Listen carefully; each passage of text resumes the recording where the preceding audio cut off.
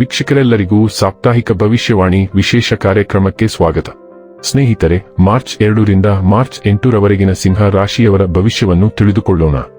ಈ ವಾರ ಸಿಂಹ ರಾಶಿಯವರ ಫಲಾಫಲಗಳೇನು, ಗ್ರಹಗತಿಗಳು ಹೇಗಿರಲಿವೆ, ಕೌಟುಂಬಿಕ ಸಾಮಾಜಿಕ ಜೀವನ ಹಾಗೂ ವ್ಯಾಪಾರ ವಹಿವಾಟು ಹೇಗೆ ನಡೆಯಲಿದೆ, ಅಲ್ಲದೆ ಯಾವೆಲ್ಲ ಸಮಸ್ಯೆಗಳು ನಿಮ್ಮನ್ನು ಈ ಸಾಪ್ತಾಹಿಕದಲ್ಲಿ ಕಾಡಲಿವೆ, ಅವುಗಳಿಗೆ ಪರಿಹಾರಗಳೇನು ಎಂಬುದನ್ನು ತಿಳಿಯಲು ಈ ವಿಡಿಯೋವನ್ನು ಸಂಪೂರ್ಣವಾಗಿ ವೀಕ್ಷಿಸಿ. ನೀವಿನ್ನೂ ನಮ್ಮ ಚಾನೆಲ್ ಸಬ್ಸ್ಕ್ರೈಬ್ ಮಾಡದೇ ಇದ್ದರೆ ಕೂಡಲೇ ನಮ್ಮ ಚಾನೆಲ್ ಸಬ್ಸ್ಕ್ರೈಬ್ ಮಾಡಿ. ಹೆಚ್ಚಿನ ವಿಡಿಯೋ ಅಪ್ಡೇಟ್ಗಾಗಿ ಪಕ್ಕದ ಬೆಲ್ ಐಕಾನ್ ಬಟನ್ ಕ್ಲಿಕ್ ಮಾಡಿ. ವಂಶ ಪಾರಂಪರ್ಯ ಜ್ಯೋತಿಷ್ಯರು ನಂಬರ್ 1 ವಶೀಕರಣ ಸ್ಪೆಷಲಿಸ್ಟ್. ವೃತ್ತಿ, ಉದ್ಯೋಗ, ಮದುವೆ, ಹಣಕಾಸಿನ ಸಮಸ್ಯೆ, ವ್ಯಾಪಾರ, ಆರೋಗ್ಯ ಸಮಸ್ಯೆಗಳಿಗೆ ಫೋನಿನ ಮೂಲಕ ಪರಿಹಾರ. ಹಿಂದೆ ಕರೆ ಮಾಡಿ. ಸ್ನೇಹಿತರೆ, ಸಿಂಹ ರಾಶಿ ಜನರಿಗೆ ಈ ವಾರವು ಬಹಳ ಅನುಕೂಲವಿದೆ. ನಿಮ್ಮ ಹಲವು ದಿನಗಳಿಂದ ಕಾಡುತ್ತಿದ್ದ ಚಿಂತೆಯೊಂದು ದೂರಾಗಲಿದೆ. ವಾಹನ ಚಲಾಯಿಸುವಾಗ ಅಥವಾ ಪ್ರಯಾಣಿಸುವಾಗ ಜಾಗರೂಕರಾಗಿರಿ, ಏಕೆಂದರೆ ಗಾಯ ಅಥವಾ ಅಪಘಾತದ ಲಕ್ಷಣಗಳು ಕಂಡುಬರುತ್ತವೆ. ನಿಮ್ಮ ಮನಸ್ಸಿನಲ್ಲಿ ಹಲವು ರೀತಿಯ ಚಿಂತೆಗಳು ಮೂಡಬಹುದು. ವಾರದ ಮಧ್ಯಂತರದಲ್ಲಿನ ನಿಮ್ಮ ಪ್ರಯಾಣವು ಹಲವು ತೃಪ್ತಿದಾಯಕ ಫಲಿತಾಂಶಗಳಿಗೆ ಕಾರಣವಾಗಲಿದೆ. ವೈವಾಹಿಕ ಜೀವನದಲ್ಲಿ ಮುನಿಸುಗಳಿವೆ. ವ್ಯವಹಾರ ವಿಸ್ತರಣೆ ಮುಂದೂಡುವ ಪರಿಸ್ಥಿತಿ ಎದುರಲಾಗಲಿದೆ.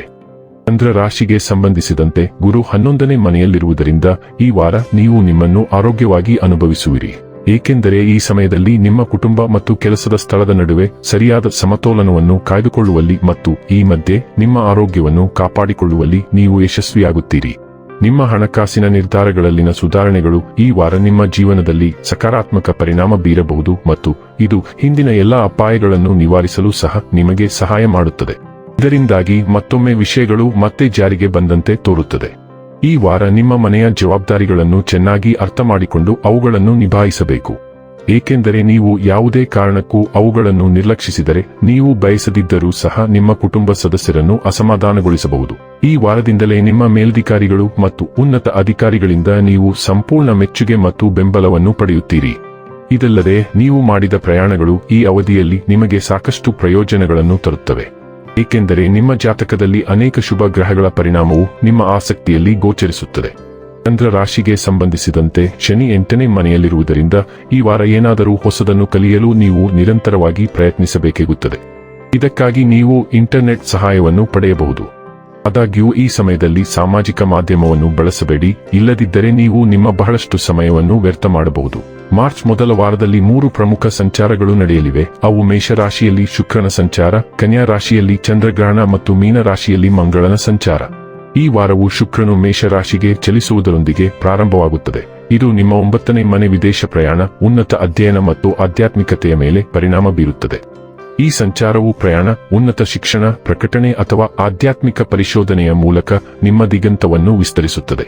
ನೀವು ವಿದೇಶಿ ಸಹಯೋಗಗಳಿಗೆ ಅವಕಾಶಗಳನ್ನು ಪಡೆಯುತ್ತೀರಿ ಮತ್ತು ದೀರ್ಘ ಪ್ರಯಾಣ ಅಥವಾ ಸಾಂಸ್ಕೃತಿಕ ವಿನಿಮಯದಂತಹ ಯೋಜನೆಗಳು ಇರುತ್ತವೆ. ಕಾನೂನು ಅಥವಾ ಶೈಕ್ಷಣಿಕ ವಿಷಯಗಳಿಂದ ನೀವು ಸ್ವಲ್ಪ ಪ್ರಯೋಜನ ಪಡೆಯುತ್ತೀರಿ ಮತ್ತು ನಿಮ್ಮ ಕೆಲವು ಲೇಖನಗಳು ಸಹ ಪ್ರಕಟವಾಗುತ್ತವೆ. 2ನೇ ಮನೆಯಲ್ಲಿ ಸಂಭವಿಸುತ್ತಿರುವುದರಿಂದ ಚಂದ್ರಗ್ರಹಣವು ಆರ್ಥಿಕ ಅರಿವು ಮತ್ತು ನಿಮ್ಮ ಸ್ವಮೌಲ್ಯದಲ್ಲಿ ಬದಲಾವಣೆಗಳನ್ನು ತರುತ್ತದೆ.